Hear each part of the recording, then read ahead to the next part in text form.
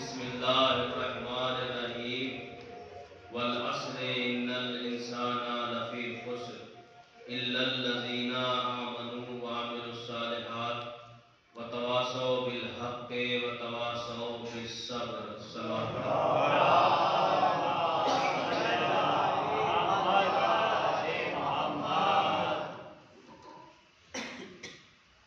عزیزان محترم اور بزرگان قوم و ملت، عزاداران سید الشہداء اور ماتمداران مظلوم کربلا، اس مجلس عزا کا انعقاد بعنوان چہلم کیا جا رہا ہے تاکہ اس مجلس کے ذریعے مرحوم کے نامہ اعمال میں کچھ ثواب درج کیا جا سکے اور یہ مجلس عزا، یہ فرش عزا، یہ فضائل اہل بیت، یہ مصائب آل محمد مرحوم کے نجات کا سبب بنے. یہ کمال اور یہ شرف صرف اور صرف ہمارے مذہب کو حاصل ہے کہ جہاں مرنے کے بعد بھی ہم اپنے مردوں کو تنہا نہیں چھوڑتے، بلکہ ان کے ساتھ اچھے اعمال، ان کے لیے اچھے اعمال اور مجالسیں اور فاتحہ پڑھ کر ان کے نامہ اعمال میں درج کراتے رہتے ہیں. یقیناً یہ بات حقیقت ہے کہ مرنے کے بعد کچھ دروازے ایسے ہیں جو بند کر دیے جاتے ہیں، لیکن ہمارا عقیدہ یہ ہے کہ مرنے کے بعد ہمارا مرنے والے کا جو نامہ اعمال ہے وہ بند نہیں ہوتا، بلکہ وہ کھلا رہتا ہے. اور اسی مجالسوں کے ذریعے سے، ذکر آل محمد کے ذریعے سے، مصائب آل محمد کے ذریعے سے ہم اس کے اعمال، نامہ اعمال میں کچھ ثواب درج کراتے رہتے ہیں. یہ شرف، یہ کمال، یہ حق صرف اور صرف مذہب اہل بیت کو حاصل ہے. دنیا یہ سمجھتی ہے کہ مرنے کے بعد انسان کا خاتمہ ہو جاتا ہے، انسان ختم ہو جاتا ہے، نہ اس کی کوئی حقیقت رہتی، نہ اس کا کوئی وجود رہتا. لیکن الحمدللہ یہ مذہب تشیع ہے، یہ مذہب اہل بیت ہے کہ جس نے ہمیں یہ بتایا کہ مرنے کے بعد انسان ختم نہیں ہوتا، مرنے کے بعد انسان تباہ نہیں ہوتا، بلکہ مرنے کے بعد انسان کی اصل زندگی شروع ہوتی ہے. اور یہ ایسی زندگی ہے کہ جو کبھی ختم نہیں ہوگی، زندگی جاویدانی شروع ہوتی ہے. دراصل یہ اس کائنات میں زندہ رہنا، اس کائنات میں جینا، یہ زندگی نہیں ہے، بلکہ یہ تو کائنات ایک سرایہ ہے. جو اس دنیا میں آیا ہے اسے جانا ہے، جو اس کائنات میں زندہ ہے اسے مرنا ہے. در حقیقت مرنے کے بعد اصل زندگی شروع ہوتی ہے. اور اسی زندگی کا درس ہمیں قرآن دے رہا ہے، اسی زندگی کا درس ہمیں اہل بیت علیہ السلام نے دیا کہ دیکھو یہ زندگی گزر جانی ہے، اس دنیا سے ہر انسان کو مرنا ہے، ہر ذی روح کو اس دنیا سے چلے جانا ہے. لیکن اس دنیا میں جو تمہیں مہلت دی جا رہی ہے، جو تمہیں مہلت دی گئی ہے، کم سے کم اس مہلت سے فائدہ اٹھا کر اپنی آخرت کی زندگی کو اچھا بناؤ. اس زندگی کے ذریعے ہی آپ اپنی آخرت کو اچھا بنا سکتے ہیں، اس مہلت کے ذریعے ہی آپ اپنی آخرت کو بہتر بنا سکتے ہیں اور جنت تک پہنچ سکتے ہیں. جنت کا مل جانا کمال ہے.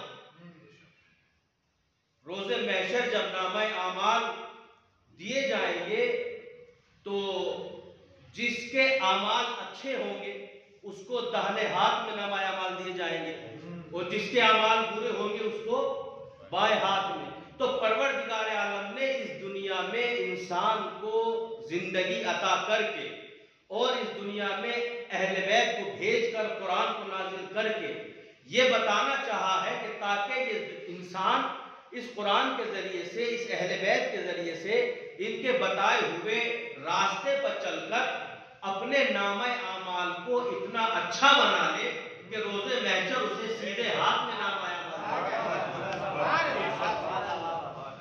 تو قرآن یہ اہل بیت کا اس کائنات میں آ جانا اس لیے ہے کہ یہ انسان کو کمال تک پہنچانے کے لیے آئے، تاکہ انسان اپنی ضلالت کی زندگی سے نکل کر کمال کی راہوں پر چلنے لگے، انسان باکمال بن جائے۔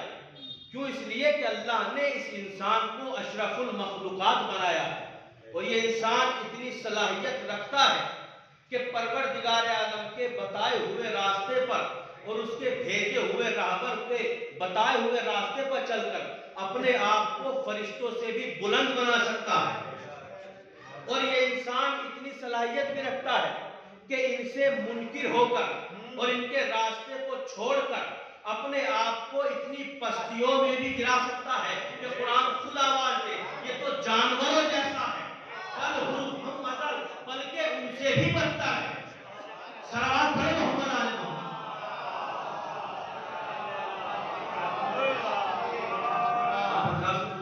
تھوڑا سا قریب آ جائیے تاکہ مجھے بات پہنچانے میں آسانی ہو، اور ایک صلوات پڑھیں محمد علیہ۔ قرآن مجید کس لیے آیا ہے؟ اس لیے آیا ہے کہ انسان کو کمال کی منزلوں میں پہنچا سکے۔ اہل بیت علیہ السلام ہمارے رہبر بن کر کس لیے آئے ہیں؟ اس لیے آئے ہیں کہ تاکہ وہ انسان کو تاریکیوں سے نکال کر نور میں لا کر چھوڑ دے، اور اس کو ایسے راستے پر لے کر آئیں کہ جو راستہ سیدھا پروردگار عالم کی بارگاہ تک پہنچ رہا ہو۔ یعنی ان کا بتایا ہوئے راستے سے، ان کے بتائے ہوئے طریقوں سے اور راستوں سے انسان اتنا باکمال بن سکتا ہے کہ وہ اپنی منزل کمال کو پالے، وہ اپنی منزل کمال تک پہنچ سکتا ہے۔ قرآن کا نزول بھی اسی وجہ سے ہوا تاکہ لوگ اس سے ہدایت حاصل کریں، تاکہ لوگ اس کو پڑھیں اور اس سے ہدایت حاصل کریں۔ قرآن مجید میں کئی جگہ آیت نازل ہوئی، افلا یتدبرون القرآن، قرآن میں غور و فکر کرو، قرآن میں تدبر کرو، قرآن میں سوچو، قرآن کی باتوں کو سمجھو۔ قرآن مجید اس لیے آیا ہے کہ تاکہ انسان اس قرآن میں تفکر کرے، اس قرآن میں غور و فکر کر کے انسان اپنی زندگی سے، اپنی جہالت کی زندگی سے نکل کر علم کی روشنی میں آ جائے، علم کے نور میں آ جائے۔ اس لیے قرآن آیا ہے۔ قرآن آیا ہے تاکہ انسان متحد ہو کر رہے، انسان ایک جٹ ہو کر رہے، کم سے کم مسلمان ایک جٹ ہو کر رہے، کم سے کم مسلمان اس قرآن کو پڑھ کے اپنے اتحاد پر قائم ہو جائے۔ قرآن کے جہاں کئی مقصد ہیں، قرآن کا ایک مقصد یہ بھی ہے کہ قرآن کے ذریعے سے انسان اکٹھا ہو جائے، ایک پلیٹ فارم پر جمع ہو جائے، قرآن کو پڑھنے کے بعد مسلمان ایک جگہ جمع ہو جائیں اور قرآن کے ذریعے سے اپنے اختلافات کو دور کریں، اپنی دوریوں کو ختم کریں، قرآن پڑھ کر، قرآن میں تفکر کر کے۔ لیکن قرآن میں تفکر کرنے کی بجائے لوگوں نے قرآن کو حفظ کرنا شروع کیا، جبکہ پروردگار عالم نے پورے قرآن مجید میں حفظ کی کوئی آیت ہی نہیں رکھی، اور ہر جگہ آپ کو قرآن میں جگہ جگہ مل جائے گا کہ قرآن میں تفکر کیجئے، قرآن میں غور و فکر کیجئے، قرآن میں غور کیجئے۔ پھر یہ مسلمان اس قرآن کو حفظ کرنے کے پیچھے کیوں چلا؟ کا ایک حدیث رسول خدا سے منسوب ہے، ارشاد فرمایا کہ جو اس قرآن کو حفظ کر لے وہ روز محشر اتنا باکمال ہو جائے گا کہ اپنی 7 گزری ہوئی نسلیں اور 7 آنے والی نسلیں جنت میں لے جا سکتا ہے۔ پروردگار عالم نے انسان کے اوپر جن چیزوں کو واجب قرار دیا ہے اللہ انہی کا سوال کرے گا۔ جو چیزیں انسان پر واجب ہے بزرگوں سے معذرت کے ساتھ اللہ انہی کا سوال کرے گا۔ اگر نماز واجب ہے اور آپ نے نہیں پڑھی تو پروردگار نماز کا سوال کرے گا۔ اگر روزہ واجب ہے آپ تک پہنچا ہے تو پروردگار روزے کا سوال کرے گا۔ لیکن پروردگار عالم نے قرآن حفظ کرنے کی آیت کہیں نہیں ہے، اس کا مطلب یہ ہے حفظ کرنا واجب نہیں، قرآن میں غور کرنا واجب ہے، کیوں جگہ جگہ قرآن میں فرمایا ہے۔ تو پروردگار روز محشر یہ ضرور پوچھے گا، یہ نہیں پوچھے گا کہ حفظ کیا یا نہیں کیا، یہ ضرور پوچھے گا قرآن میں غور کیا یا نہیں کیا، یا نہیں کیا۔ اب ہو سکتا ہے وہ کسی کے سوال ذہن میں سوال آ رہا ہو کہ جو مستحبات ہم عمل انجام دیتے ہیں اللہ ان کے بارے میں سوال کرے گا یا نہیں؟ ان کے بارے میں سوال نہیں ہوگا، آپ کو ثواب ملے گا۔ سوال صرف اور صرف واجبات کے بارے میں ہوگا جو واجب ہے۔ ہاں مستحبات عمل کا ثواب بہت زیادہ ہے، حقیقت ہے، اور مستحب بھی اسی وجہ سے ہے۔ مستحب کا مطلب یہ ہوتا ہے کہ جس کو کرنے میں بہت زیادہ ثواب ہو، چھوڑنے میں عذاب نہ ہو۔ تو پروردگار عالم نے قرآن بھیجا ہے تاکہ انسان اس کے ذریعے سے ہدایت حاصل کرے، اس کے ذریعے سے ایک پلیٹ فارم پر جمع ہو جائے۔ لیکن مسلمانوں نے قرآن کو حفظ کرنا شروع کیا اور بیس بنایا رسول خدا کی حدیث کو کہ جو اس قرآن کو حفظ کر لے وہ ساتھ آنے والی نسلیں، ساتھ گزری ہوئی نسلیں اپنی جنت میں لے جا سکتا ہے۔ یعنی جو اس قرآن کو حفظ کر لے وہ اتنا باکمال کہ ساتھ گزری ہوئی نسلیں، ساتھ آنے والی نسلیں اپنی جنت میں لے جا سکتا ہے۔ یعنی ان نسلوں میں چاہے کوئی کافر بھی ہو، چاہے کوئی مسلمان بھی ہو، بھائی پتہ نہیں کہاں بیٹھے ہیں، جو قرآن کو حفظ کر لے وہ اتنا باکمال ہو جائے گا کہ ساتھ گزری ہوئی نسلیں، ساتھ آنے والی نسلیں جنت میں لے جائے۔ اب میں عذاب میں انصاف چاہتا ہوں عدالت انسانی سے، جب ایک نجاست میں پیدا ہونے والا انسان، ایک گنہگار انسان اس قرآن کو حفظ کرنے کے بعد اتنا باکمال ہو جائے کہ ساتھ گزری ہوئی نسلیں، ساتھ آنے والی نسلیں جنت میں لے جا سکتا ہے، تو جو خانہ کعبہ میں پیدا ہو اور پیدا ہوتے ہی قرآن بھی سنائے، انجیل بھی سنائے، تورات بھی سنائے، کیا اس کو اتنا اختیار نہیں ہوگا؟ صلوات پڑھے محمد علیہ وسلم۔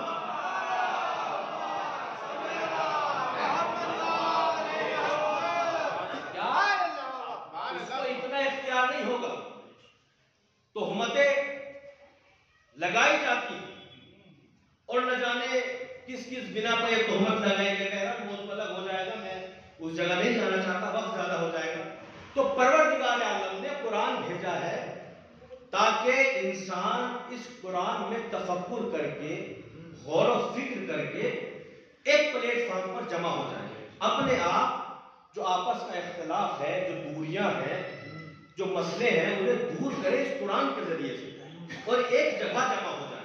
کچھ کہنے جا رہا ہوں، آپ کی سماعتوں کا بھروسہ کریں۔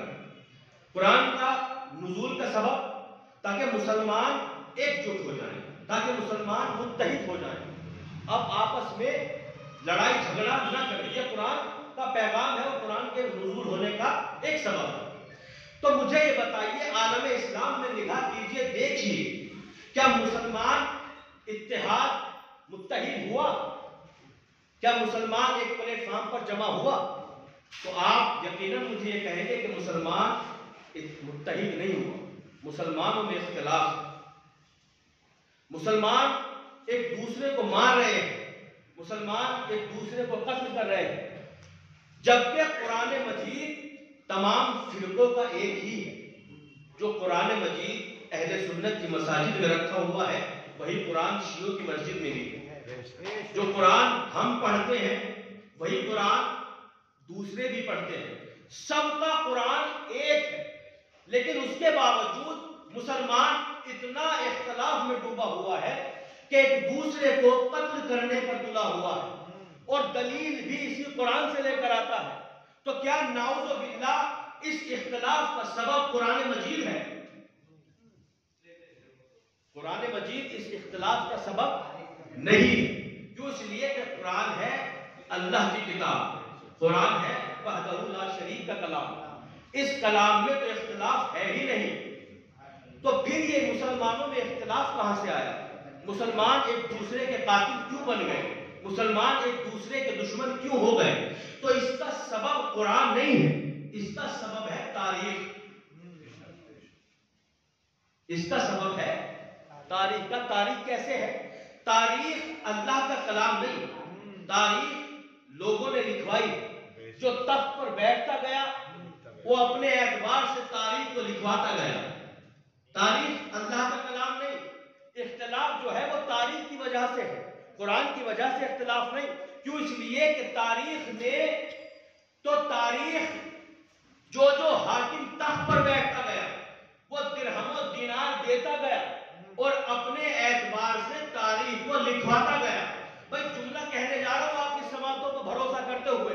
تاریخ نے تو کائنات کے سب سے بڑے جھوٹے کو صدیق بنا دیا. تاریخ نے تو کائنات کے سب سے بڑے بھگوڑوں کو جنرال بنا دیا. تاریخ معتبر نہیں. اختلاف کیوں ہوا؟ تاریخ کی وجہ. تاریخ کی وجہ سے کیوں ہے کہ تاریخ یہ انسانوں کا کلام ہے. جو حکومت پر آتا گیا وہ تاریخ لکھواتا گیا اپنے اپنے اعتبار سے. جب رسول خدا اس کائنات سے گئے تو مسلمانوں میں سلوات پڑھے محمد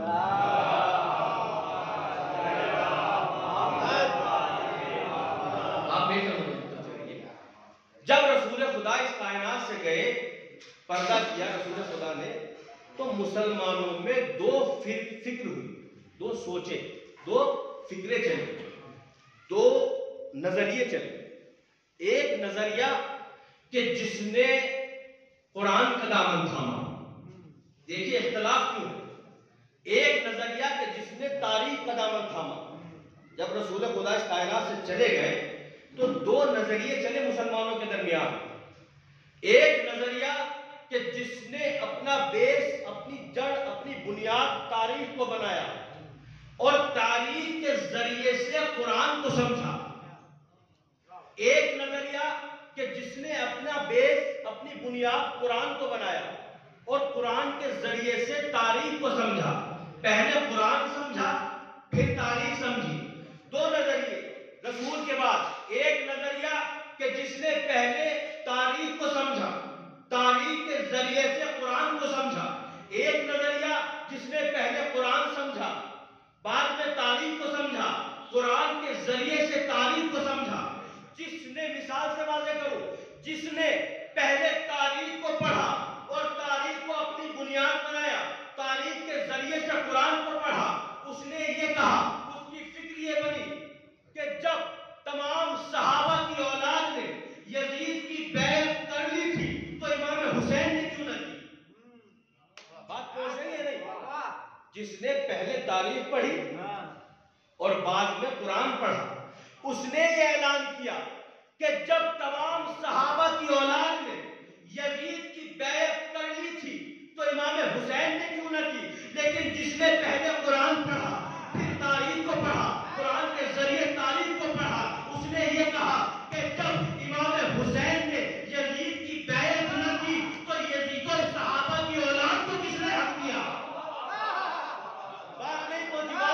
بات کو جس نے پہلے قرآن پڑھا اس نے آیت پڑھی ابنانا وابناکم نسانا ونساکم. اب وہ امام حسین کو رسول کا صحابی نہیں سمجھتا بلکہ رسول کا بیٹا سمجھتا ہے. اما جب رسول کے بیٹے نے یزید کی بیعت نہ کی تو صحابیہ کی اولاد کو کس نے حق دیا؟ صلوات پڑھے محمد علیہ محمد.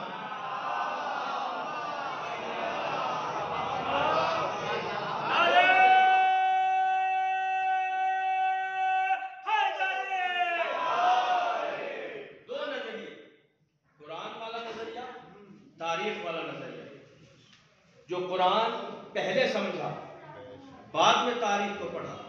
اس نے کہا کہ جب امام حسین کے بیٹے نے یزید کی بیعت نہیں کی تو صحابہ کی اولاد کو کس نے حق دیا کہ وہ یزید کی بیعت؟ تو یہ قرآن کا مقصد تاکہ اس کے ذریعے سے انسان اپنے اختلافات کو دور کرے اور اس قرآن کے ذریعے سے ایک پلیٹ فارم پر جمع ہو جائے. اسی کو بیان کرتے ہوئے پروردگار عالم سورہ عصر میں ارشاد فرماتا ہے والعصر ان الانسان لفی خسر الا الذین آمنوا وعملوا الصالحات وتواصوا بالحق وتواصوا بالصبر. زمانے کی قسم تمام انسان گھاٹے میں، تمام انسان خسارے میں، الا الذین آمنوا، مگر وہ لوگ جو ایمان لے کر آئے۔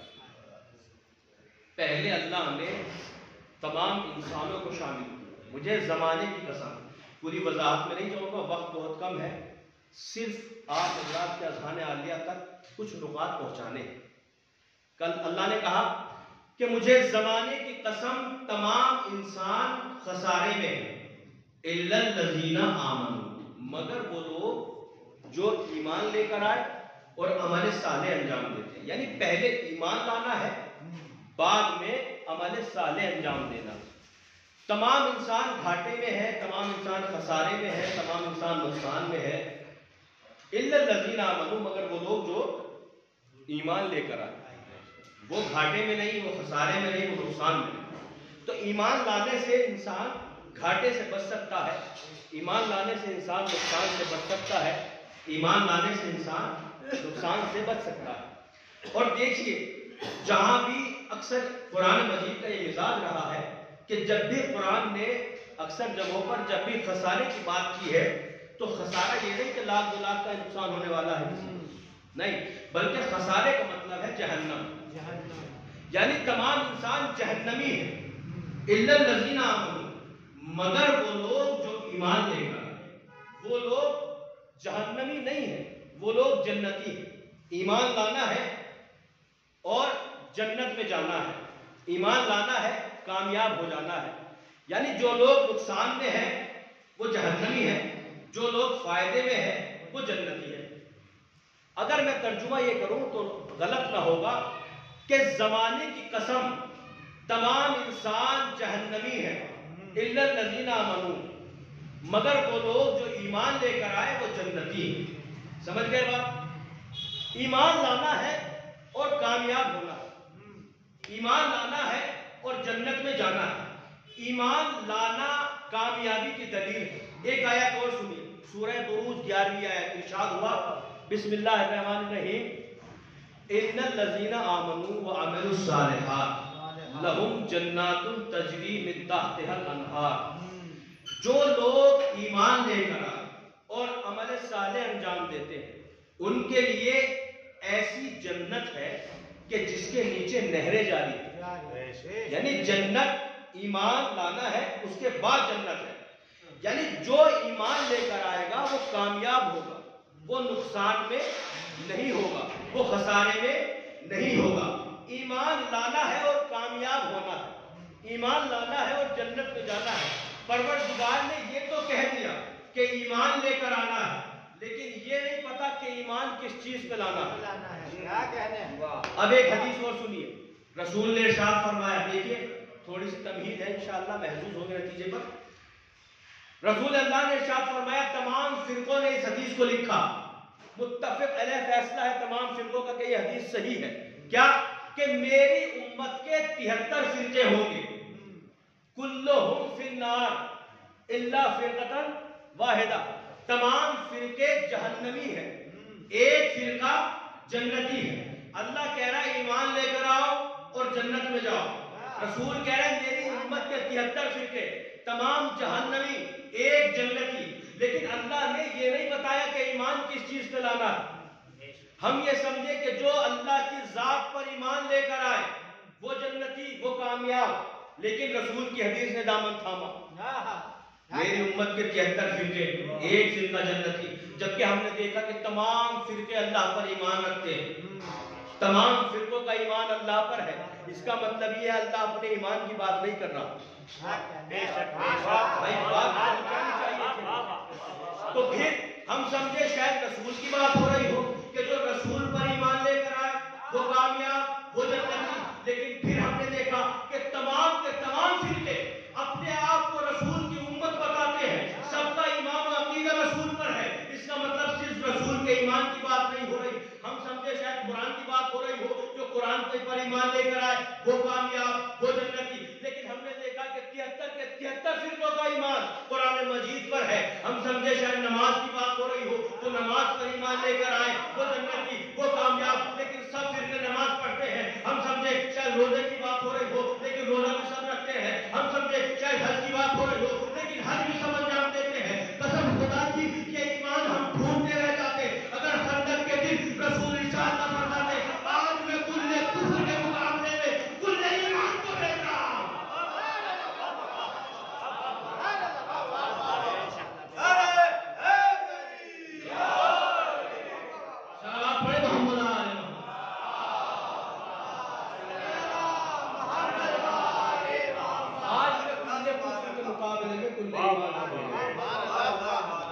تو یہ ایمان جو ہے کوئی اور شے نہیں. پھر ایک حدیث سنیے, رسول خدا نے ارشاد فرمایا یا علی انت و شیعتک هم الفائزون, علی تم اور تمہارے شیعہ کامیاب, تم اور تمہارے شیعہ کامیاب. تو ایمان لانا ہے علی کی ذات پر. اگر کامیاب ہونا ہے تو ذات مولائے کائنات پر ایمان لانا ہے, اور ایمان کوئی اور نہیں, صرف اور صرف ذات مولائے کائنات ہے. جس کا ایمان ذات علی پر ہوگا وہ کامیاب ہوگا, وہ جنتی ہوگا. علی کی ذات پر ایمان جنت کی دلیل ہے, علی کی ذات پر ایمان کامیابی کی دلیل ہے. ذات علی پر ایمان لے کر آؤ, کامیاب ہو جاؤ. ذات علی پر ایمان لے کر آؤ, جنت میں چلے جاؤ. علی کی ذات پر ایمان لانا ہے. کیوں لانا ہے؟ تاکہ انسان کامیاب ہو جائے. علی کی ذات ہی پر کیوں ایمان لانا ہے؟ کیوں؟ اس لیے کہ علی کو ہم نے نہیں بنایا, اللہ نے بنا کر بھیجا. یہ ہمارے بنائے ہوئے نہیں ہیں, ان کو ہم نے الیکشن کے ذریعے نہیں بنایا. یہ ہمارے چنے ہوئے نہیں, یہ ہمارے مصطفیٰ نہیں, یہ اللہ کے مصطفیٰ ہیں. ان کو اللہ نے بنایا ہے. اور ذات علی پر ایمان لانا ہر مسلمان پر واجب ہے. کیوں؟ اس لیے کہ علی کی ذات کل ایمان ہے. علی کی ذات میں اللہ نے تمام کائنات کا علم رکھا ہے. علی کی ذات میں اللہ نے پوری کائنات کا علم رکھا ہے. اور اگر بات پہ یقین نہ ہو تو چلیے منبر کوفہ پر, جب علی کو خلافت ملی اور پہلی بار مولا کائنات منبر پر آئے, آتے ہی فرمایا سلونی سلونی قبل ان تسألونی, جو چاہے پوچھو مجھ علی سے, جو چاہے پوچھو. یہ دعوت ہے.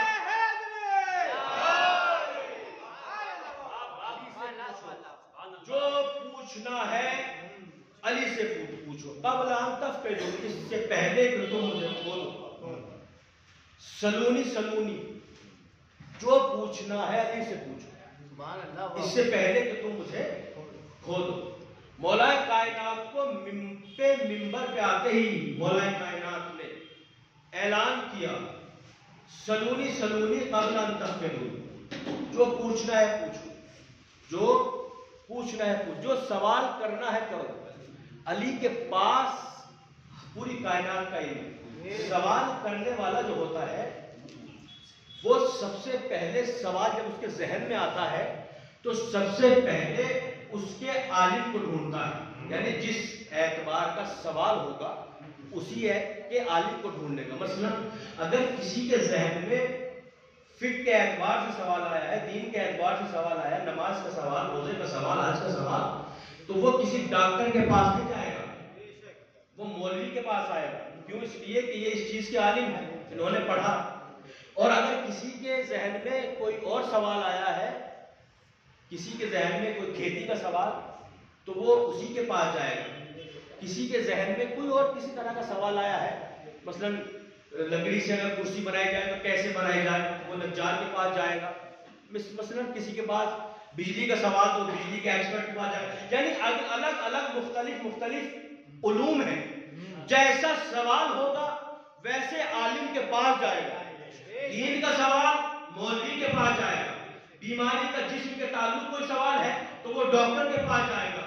الگ الگ علوم کے الگ الگ ماہرین ہیں. لیکن میرے مولا نے منبر پر بیٹھ کر یہ نہیں کہا کہ صرف دین کا سوال کرنا ہے. بھائی کہاں بیٹھے ہیں؟ علی نے یہ نہیں کہا کہ صرف دین سے متعلق پوچھنا نہیں, بلکہ کہا کہ پوری کائنات میں جو بھی سوال ہو علی کے پاس آؤ, خالی نہیں جاؤ گے. سوال لے کر آؤ, خالی نہیں جاؤ گے. سوال پڑھے محمد علی.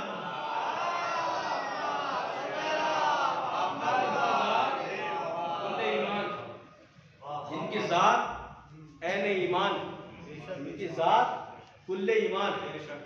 منبر سلونی پر مولا کائنات بتانا چاہتے ہیں کہ علی کو صرف ظاہر کا علم نہیں, مولا بتانا چاہتے ہیں کہ تحت الثری سے لے کر ثریا تک کا علم علی کو ہے. زمین کے اندر کیا ہے علی جانتا ہے. زمین کے اندر کون سی مخلوق ہے علی جانتا ہے. زمین کے اندر اس مخلوق کی تسبیح کیا ہے علی جانتا ہے. اس مخلوق کی تعداد کیا ہے علی جانتا ہے، اس مخلوق کی نام کیا ہے علی جانتا ہے، یہ زمین کے ذرات کتنے ہیں علی جانتا ہے، یہ پیڑ کتنے ہیں علی جانتا ہے، ان پیڑوں پر کتنے پتے ہیں ان کی تعداد علی جانتا ہے، کتنے پھل ہیں علی جانتا ہے، کتنے پھول ہیں علی جانتا ہے، آسمان کی تعداد کتنی ہے علی جانتا ہے، زمین و آسمان میں کتنا فاصلہ ہے علی جانتا ہے، ہر آسمان پر کتنے فرشتے ہیں علی جانتا ہے، ان کے نام کیا ہے علی جانتا ہے، ان کی تعداد کیا ہے علی جانتا ہے، ان کی تسبیح کیا ہے علی جانتا ہے، پہلے آسمان پر کتنے فرشتے ہیں علی جانتا ہے، دوسرے آسمان پر کتنے فرشتے ہیں علی جانتا ہے، یہ بارش میں برسنے والا پانی اس کے قطروں کی تعداد کیا ہے علی جانتا ہے، یہ سمندر میں کتنا پانی ہے اس کا وزن علی جانتا ہے، زمین کے ذرات علی جانتا ہے، آدم سے لے کر آج تک، آج سے لے کر قیامت تک کتنے لوگ آئے ہیں علی جانتا ہے، کتنے لوگ آئیں گے علی جانتا ہے، ان کے نام کیا ہے علی جانتا ہے، ان کے باپ کے نام کیا ہے علی جانتا ہے، ان لوگوں میں کتنے مومن تھے علی جانتا ہے، کتنے منافق تھے علی جانتا ہے۔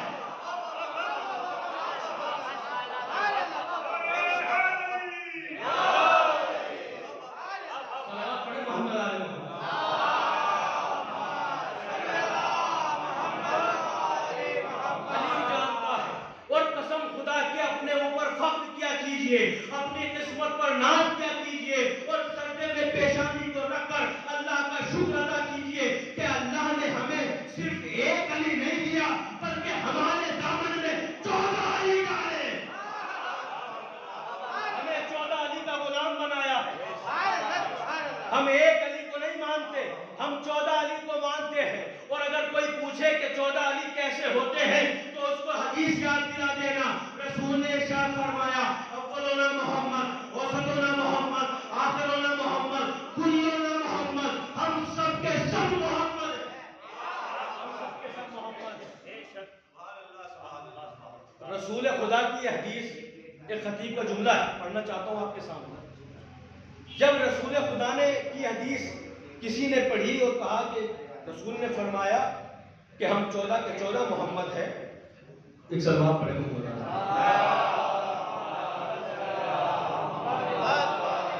تو کسی خطیب سے، بڑے خطیب سے، ان سے کسی نے سوال کیا کہ قبلہ یہ بتائیے کہ رسول نے یہی کیوں فرمایا کہ ہم 14 محمد ہیں، یہ کیوں نہیں کہا کہ ہم 14 علی؟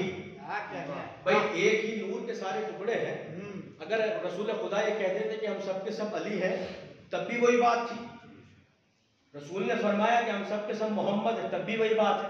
سوال کیا کہ رسول خدا نے یہ کیوں نہیں ارشاد فرمایا کہ ہم سب کے سب علی ہیں؟ ان خطیب کا جملہ ہے، آپ کی نظر کر رہا ہوں، انہوں نے فرمایا سنو، سوال کیا ہے تو جواب بھی سنو، اما جب امت کے ایک علی حلق سے نہ اترا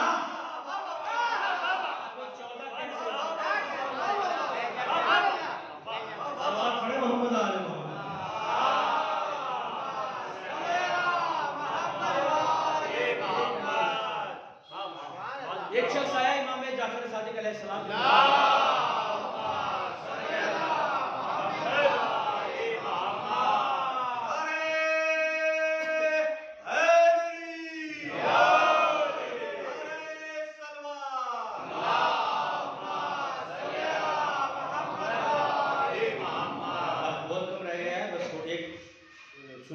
یہ واقعہ امام جعفر صادق علیہ السلام کی خدمت میں ایک آدمی آیا، کہنے لگا یا ابن رسول اللہ، آپ کے جد نے ارشاد فرمایا ہے کہ ہم سب کے سب محمد ہیں، ہمارا پہلا بھی محمد، ہمارا بیچ کا بھی محمد، ہمارا آخر بھی محمد، ہم سب کے سب محمد ہیں۔ یا ابن رسول اللہ، جب آپ سب کے سب محمد ہیں تو آپ کی شکلیں الگ الگ کیوں؟ آپ کی شکل الگ ہے، آپ کے بیٹے کی شکل الگ ہے، آپ کے بابا کی شکل الگ۔ امام نے پہلے اسے غور سے دیکھا، پھر فرمایا کہ سامنے مصحف رکھا ہوا ہے، وہ لے کر گیا، مصحف کو اٹھایا، امام کے سامنے آ کر بیٹھا۔ مولا نے پوچھا یہ کیا؟ کہا مولا یہ قرآن مجید ہے، اللہ کی کتاب۔ مولا نے فرمایا اس کو کھولو۔ اب اس نے قرآن کھولا، فرمایا آپ کیا ہے؟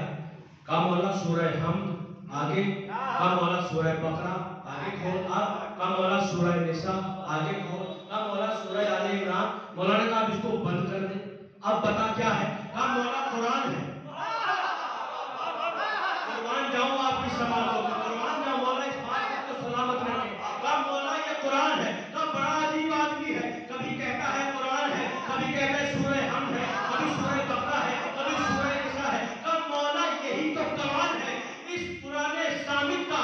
جب اس کو ایک جگہ دیکھو گے تو یہ قرآن نظر آئے گا، جب الگ الگ کر کے دیکھو گے کہیں سورہ حمد نظر آئے گا، کہیں سورہ بقرہ نظر آئے گا، کہیں سورہ آل عمران نظر آئے گا۔ مولا نے کہا یہ قرآن سامت کا کمال ہے، ہم قرآن ناطق ہے۔ ہمارا کمال یہ ہے کہ جب ہمیں الگ الگ دیکھو گے کوئی محمد نظر آئے گا، کوئی علی نظر آئے گا، کوئی حسن نظر آئے گا، کوئی حسین نظر آئے گا۔ جب ہم ایک ساتھ جمع ہو جاتے ہیں تو جبرائیل جیسا فرشتہ پوچھتا ہے یا رب ومن تحت الکساء، پروردگار چادر کے نیچے کون؟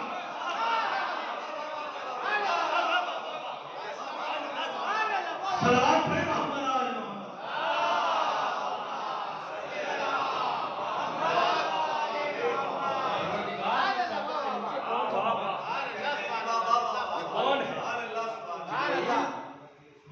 ان کی ڈیوڑی پہ جا کر تو ان کے بچوں کا جھولا جھلاتا ہے، تو ان کی جا کر چکیاں چلاتا ہے۔ آج نہیں پہچان رہا یہ کون ہے؟ یا اللہ، آج تک میں نے الگ الگ دیکھا تھا، آج یہ سب ایک جگہ جمع ہو گئے۔ فرمایا یہ پنجتن پاک ہے۔ بہرحال بات بہت لمبی ہو جائے گی، وقت بہت کم ہے، ایک نقطہ عرض کرنا ہے اور اس کے بعد رکھتے مسئلہ۔ بات آ گئی تو کہتا چلو کہ یا اللہ اگر تیری اجازت ہوتی، سی جس میں آپ پڑھتے ہیں جمعرات میں، اگر اجازت ہو تو میں چھٹا بن جاؤں، ان میں شامل ہو جاؤں۔ اللہ نے اجازت دے دی، اللہ ہے سپر پاور، اللہ سے بڑی طاقت تو کوئی نہیں۔ اللہ نے اجازت دے دی۔ اب جناب جبرائیل آئے، چادر کے کنارے کھڑے ہو گئے اور آنے کے بعد کہا یا رسول اللہ کیا مجھے اجازت ہے میں چادر میں آ جاؤں؟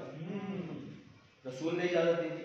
میں جبرائیل سے پوچھوں گا، جبرائیل جب اللہ نے تجھے اجازت دے دی، اب رسول سے اجازت کیوں مانگ رہے ہو؟ بھائی رسول منع نہیں کریں گے، جب اللہ کی اجازت ہو گئی، اللہ سے کہا تو کوئی نہیں، اور رسول اللہ کے رسول ہیں۔ جب اللہ نے اجازت دے دی تو پھر رسول سے اجازت لینے کی ضرورت کیا تھی؟ آپ نے رسول خدا سے اجازت کیوں مانگی؟ آپ آتے اور چادر میں داخل ہو جاتے، رسول بھی آپ کو منع نہیں کرتے، کیوں اللہ اجازت دے چکا ہے۔ تو شاید جبرائیل یہ عرض کرے کہ سنو، اللہ کی سے اجازت لینے کے بعد میں نے رسول سے اجازت اس لیے مانگی کہ میں کائنات کو سمجھا سکوں کہ رضی اللہ ہونے کے لیے رسول کی اجازت ضروری ہے۔ سلام پڑھیں محمد آل محمد۔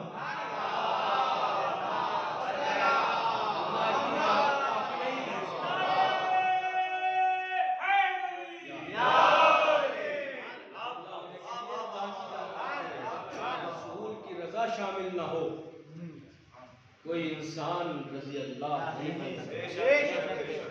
کیوں؟ اس لیے کہ اللہ کی مرضی ان کی مرضی ہے، ان کی مرضی اللہ کی۔ شب ہجرت پروردگار اپنی مرضی بیچ چکا ہے، علی کا نفس خرید چکا ہے۔ اب ان کی مرضی وما تشاءون الا ان یشاء اللہ، یہ تو چاہتے ہی وہ ہے کہ جو اللہ چاہتا ہے۔ ان کی مرضی، اللہ کی مرضی۔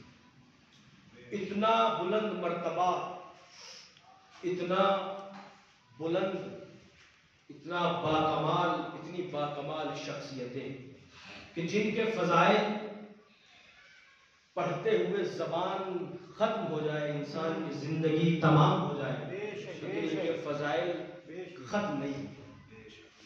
جتنے ان کے فضائل ہیں، جتنے ان کے فضائل اتنے ہی ان کے مسائل۔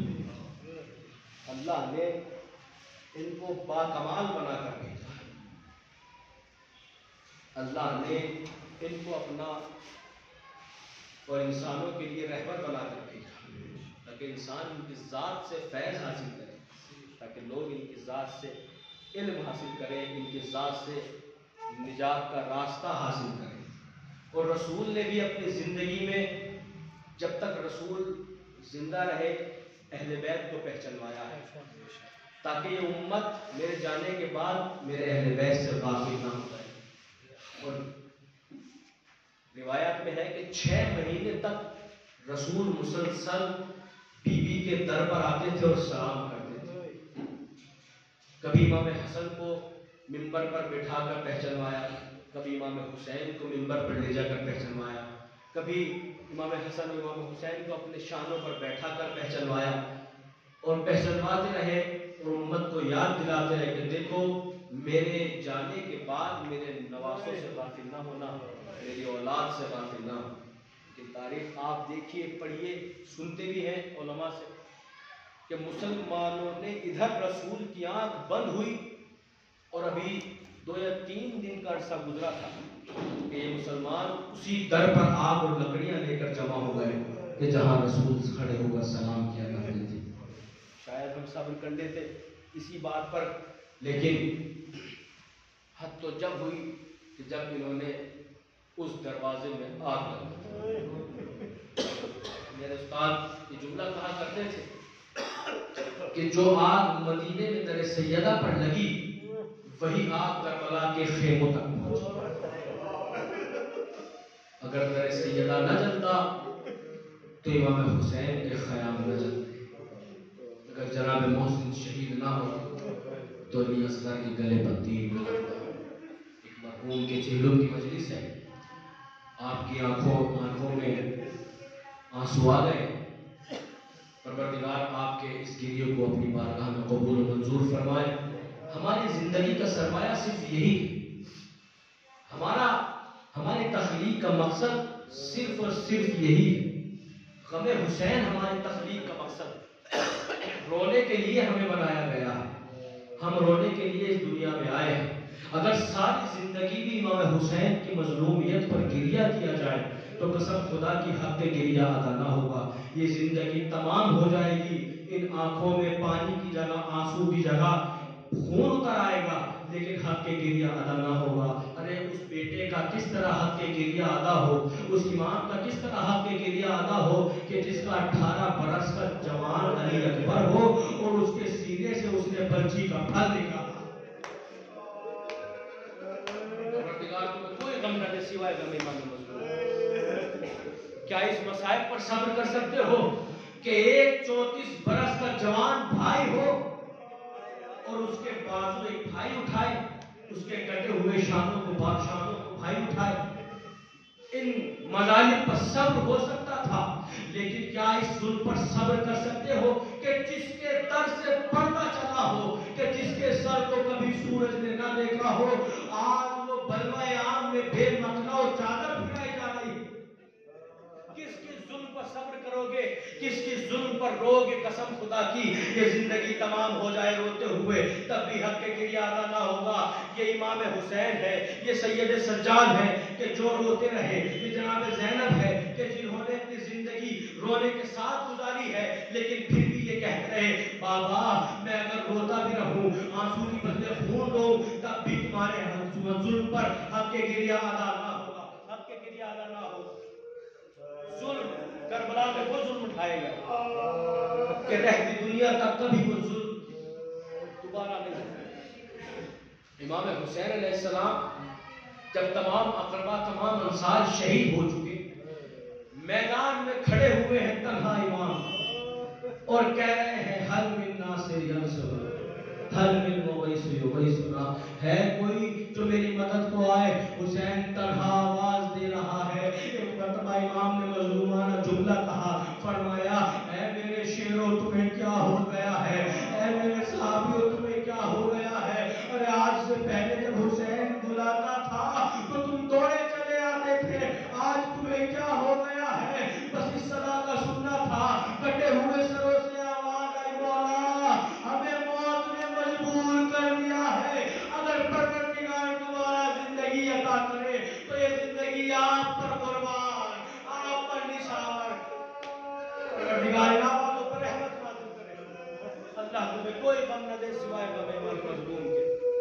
یہ آنسو ہمارا سرمایہ. لیجیے امام آئے, آخری رخصت کو آئے, اور امام رخصت ہوئے ہیں جناب زینب سے. کس طریقے سے رخصت ہوئے ہیں مجھے نہیں پڑھنا, بس ایک جملہ پڑھنا ہے کہ جب امام رخصت ہو کر آئے اور سواری کے قریب پہنچے تو امام کبھی دائیں دیکھتے ہیں, کبھی بائیں دیکھتے ہیں. یہ منظر بہن کرے خیمہ سے دیکھ رہی تھی. بہن سمجھ گئی شاید بھیا عباس کو یاد کر رہے ہیں, بھیا علی اکبر کو یاد کر رہے ہیں. ایک مرتبہ کہا بھیا ارے کیا تنہائی میں علی اکبر کو یاد کر رہے ہو, کبھی کیا عباس کو یاد کر رہے ہو. بھیا اگر عباس نہیں تو کیا ہوا, علی اکبر نہیں تو کیا ہوا, یہ بہن موجود ہے.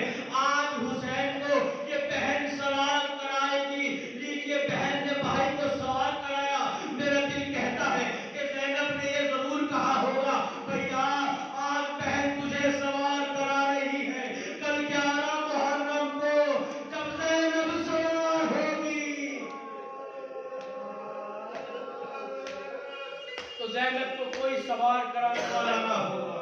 لیجیے امام آئے ہیں, جنگ کرنا شروع کی. امام جنگ کرتے جاتے ہیں اور کہتے جاتے ہیں کہ تم نے میرے اکبر کو مار دیا, تم نے میرے عباس کو مار دیا, تم کیا سمجھ رہے ہو کہ حسین کو بھی اسی طرح مار دو گے. حسین جنگ کرتے جا رہے ہیں. اسی اسنا میں ایک صدائے غیبی آئی. صدا کو سننا تھا, امام نے تلوار کو نیام میں رکھا, بکھری ہوئی فوجیں سمٹی, اپنے اپنے ہتھیاروں سے امام کو زخم دینا شروع کیا. تاریخ کہتی ہے کہ کسی نے تلوار ماری, کسی نے نیزہ مارا, کسی نے نیزہ مارا, اور جسے کچھ نہیں ملتا تھا وہ اپنی جھولیوں میں پتھر بھر کر لایا تھا, امام کی طرف پھینکتا تھا, امام کو زخم دیتا.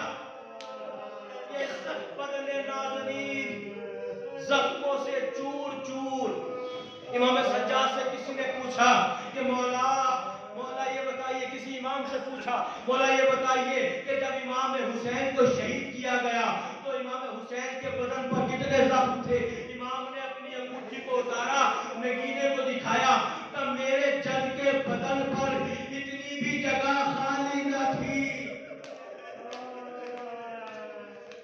امام زمین پر آئے, شمر اپنا خنجر لہراتا ہوا امام کی طرف چلا. 70 قدم کے فاصلے سے بہن دیکھ رہی ہے. شمر امام کے سینے پر سوار ہوا, خنجر کو پھیرنا شروع کیا. امام نے زینب کو اشارہ کیا, بہن خیمے میں واپس چلی جائیے.